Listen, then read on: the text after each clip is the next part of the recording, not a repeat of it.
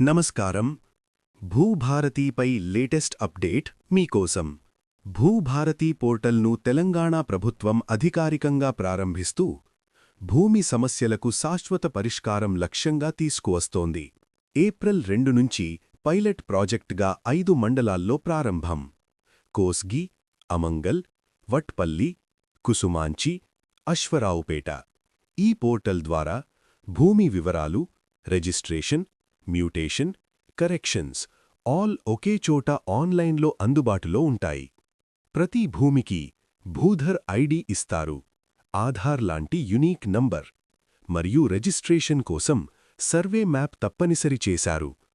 పాత ధరణి పోర్టల్లో ఉన్న సమస్యలను పరిష్కరించడానికి ఈ కొత్త వ్యవస్థ తీసుకొచ్చారు. పైలట్ తర్వాత రాష్ట్రవ్యాప్తంగా అమలు చేయనున్నారు.